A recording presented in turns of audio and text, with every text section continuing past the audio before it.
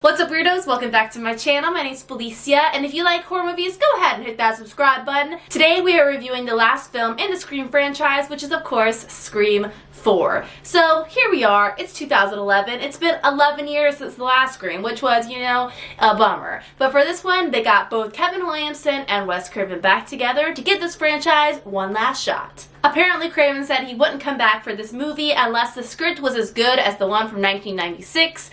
Thankfully, Williamson brought his A-game and gave the great gift to all Scream lovers of Scream 4. But just sidebar, they did bring an Aaron Kruger back for some rewrites, because I don't know. Okay, blah blah blah, I love Scream 4 very much. It's my second favorite Scream movie. Let's talk about why. First of all, I think we gotta talk about the opening sequence because it's pretty impressive. So first, we have two girls. They're hanging out. Oops, boom, they die via Ghostface. And we're like, whoa. And then it's like, nope, that was just stab 6. And then we have two more girls. And we have Kristen Bell stabbing Anna Paquin in the gut. And we're like, whoa. And then it's like, just kidding, that was stab 7. And then it's like two more girls. And we're like, what's going on? What's going on? Honestly, this whole sequence is just such a nice reflection of what Scream is all about, which is like, being super meta about horror movies and making it super fun. So the last murder we saw in the opening sequence happened to be, you know, a real one and not from a stab movie. And then here we are back in Woodsboro, thank God, and Sydney has arrived for a book signing and there is some fresh murderers in town. Basically, the whole gang that hasn't died yet is back together, and if you want to feel like a little sad, we can remember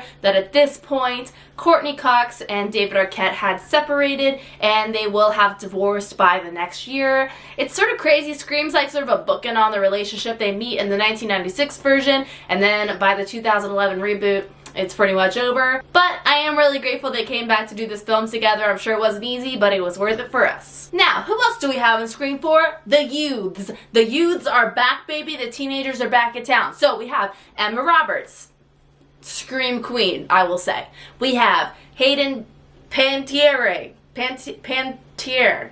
Dang it, I can never remember how to say her name.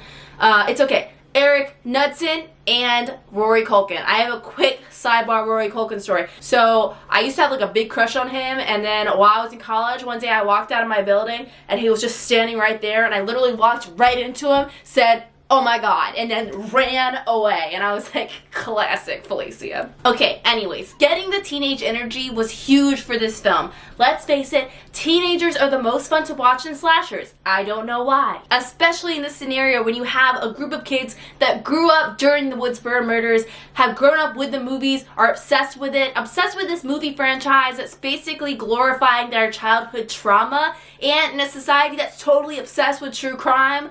Am I getting too intense?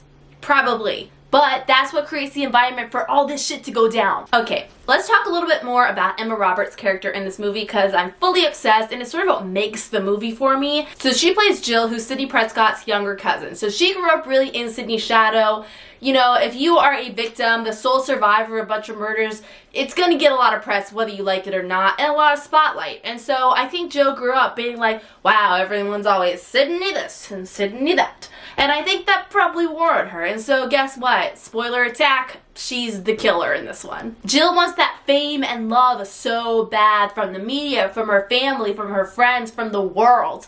And she almost gets it. She even takes Rory Culkin along for the ride, being like, oh yeah, we're gonna be all Billy Loomis and Stu, no. And then we get some amazing final sequences that I'll get to after the ratings. But I think this movie is so telling of the time that we live in. People will do just about anything to get famous. We're living with a new type of celebrity. People that are sort of famous just for being famous, if that makes sense. And a time where every horrendous murder that happens, there's some TV movie made around it. I think this movie is just a great representation of all of that in one. Now, let's get to the ratings. So the scare, I'm giving it a 3 just like I did for 1 and 2. It is, you know, a stabby slasher movie, so there is some scares in it, but the comedy makes it so it's not like out of control. The gore gets a 4. Oh, the gore is back, baby, and it is so good. From the opening kills to the end, it's just The cheese for this one actually gets a 2. It somehow feels like a more serious movie, but you still do get some of that comedy. And overall, this one gets a 5. I freaking love Scream 4. It's just so good. It's so much fun to watch in the context of the rest of the Scream movies. It feels like a gift. Do you know what I mean? It feels like a gift to Scream fans. Alright, now let's get to some favorite scenes. So my favorite death scenes, there's sort of a lot. So one is the cop that gets stabbed in the head, gets out of the car and is like stumbling around even though he just got stabbed in the head. For some reason that one's super awesome. Also one of the early murders where Jill and Kirby are watching their friend get murdered from across the street. That one's really, really well done. Rory Culkin killing Kirby. Sorry, I use a mix of actors and character names. I know that's probably super confusing, but Rory Culkin kills Kirby is so sad but like so surprising when you see it for the first time. And then of course Jill faking out Rory Culkin. It's so epic. He's like hyping himself up like Stu does in the first movie. And he's like, all right, stab me in the shoulder. And she's like, and stabs him right in the heart. Oh, and that leads me to my favorite scene, which is the entire sequence of Emma Roberts, aka Jill, beating herself up to make it look like she was the victim. She's using someone else's hand to pull her own hair out. She smashes her head into a picture. She does a stage dive onto a glass table. It is like the most epic scene. Like I could watch it over and over, and I'm just saying I might have. And then my favorite quote is like around that sequence when Jill's talking to Sydney and she's like talking about her ex-boyfriend that she's basically gonna be framing for all of these murders. And she's talking about Billy Loomis, and she's like, you know what's worse than that guy? One that fucks you, dumps you, and doesn't even make you famous. And I was like, that is my favorite line literally in any horror movie ever. It's so epic, it's so brutal, it's so Scream. Alright guys, that's it. I hope you love Scream 4 as much as I do. It has the most special place in my heart. I also am currently finishing the Scream TV show by MTV. I'm currently on season 2, about halfway through, but there will be a video review up about that. And I think that's it. If you haven't yet, please subscribe and have a nice, you know.